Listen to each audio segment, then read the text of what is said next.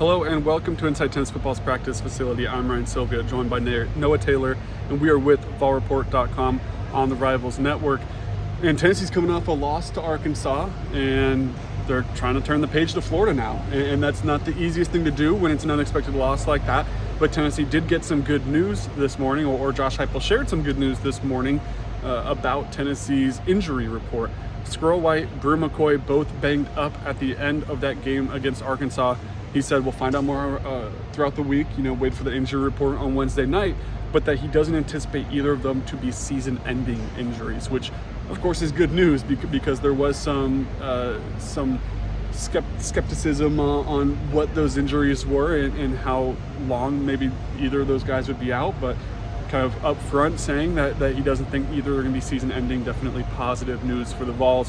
What was your takeaway from what you had to say, though? Yeah, he was asked a little bit about, obviously the team is turning the page. Everybody else, like us, want to, talk a little bit more about Arkansas and kind of what went wrong there. And obviously, he was asked a lot about that today. And one thing was about the tempo in the offense. I know there were points, for us in the press box watching, just kind of seeing that Tennessee didn't seem to be moving with a sense of urgency at times.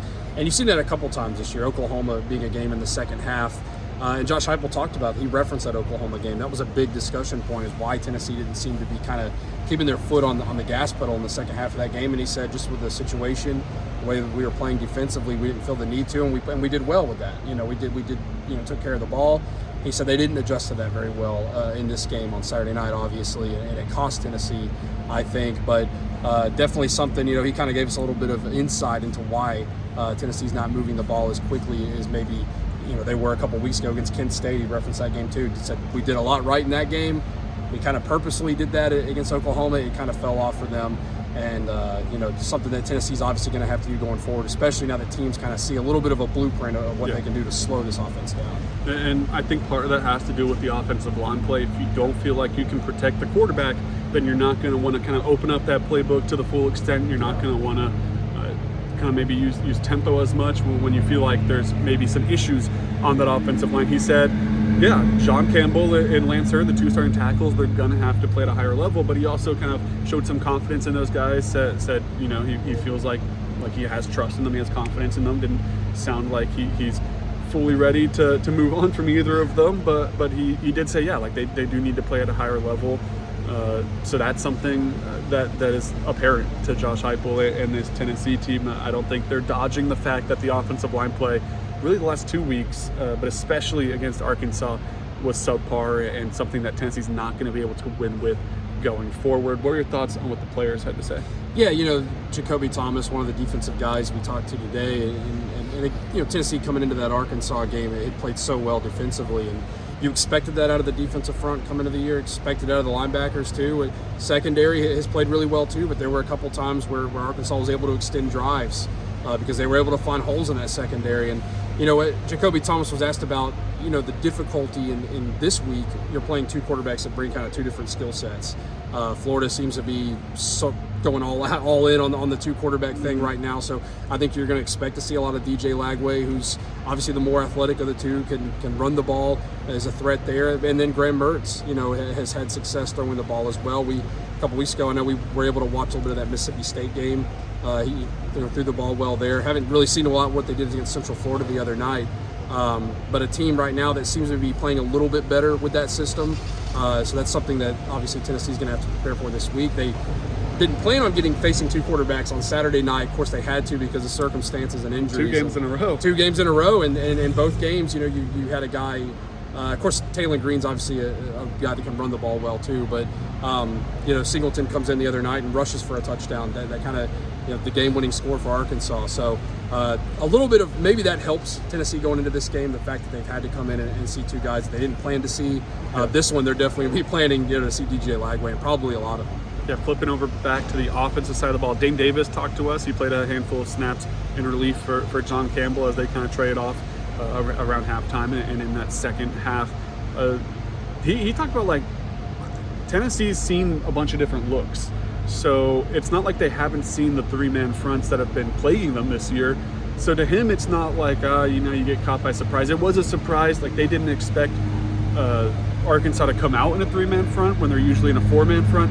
but they have the iPads on the sideline. It's something that they should be able to adjust to, and it kind of just comes down to the play on the field, maybe less than kind of preparation, being caught off guard. But we also talked to Miles Kitselman, the tight end, who played a lot of snaps. I mean, really almost all the tight end snaps. I don't think Ethan Davis played a single snap in that game when you have that kind of trio of tight ends that they talked about wanting to get the rotation in. That's been the case up until that Arkansas game, where Miles Kitselman played all but like 8 snaps in that game, and there were some 12 personnel in there, and then a couple times it was just holding stays. But it was Miles Kitselman, that tight end, said he's never played that many snaps in his life. But he feels fine, just general soreness and stuff, but nothing too crazy, all good to go against Florida.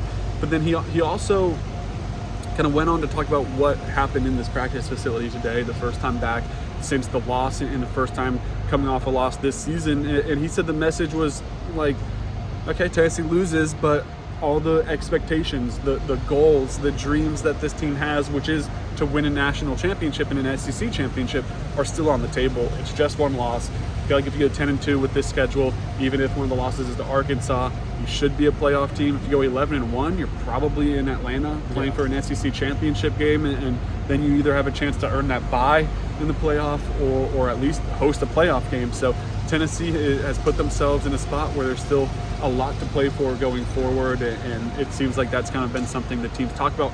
Also talked about Nico and said, yeah, Nico's taking this really hard, and that he's kind of trying to shoulder some of the blame, and he's wearing it. And that obviously I don't think this team thinks it's Nico's fault they lost that game. Could he have played better? Sure, but also like Josh Heupel said, he is playing at a really high level, and they like what Nico's done so far. So, but that's good to see out of a young quarterback, is him kind of taking responsibility for a team, because at the end of the day, he is the face of the team. He's the guy that people point to, and if you know one player on Tennessee, it's Nico Iamaleava. So good to see out of a young quarterback kind of taking that leadership role and trying to push it forward as they prepare for a Florida game. And anything seems like it can happen when the Vols play Florida. We've talked about it a few times. If there's a 2-quarterback system that's ever going to work, it's going to be Florida in Neyland Stadium doing it. So Tennessee's going to probably have their hands full. Still sitting at about over a 2-touchdown favorite, but we'll see what happens on Saturday when Tennessee hosts the Gators, trying to win 2 straight at home over Florida. We'll have you covered the rest of the week leading up to game day, and then also on game day as Tennessee hosts the Gators. Then we also have men's basketball media day coming up this week, where we'll be able to talk with the entire roster of Tennessee men's basketball as they look to make back-to-back Elite Eights. We'll have more Lady Vols basketball coverage, more baseball coverage, and everything you need recruiting-wise as well at VolReport.com. Links to everything is in the description. Thank you for watching.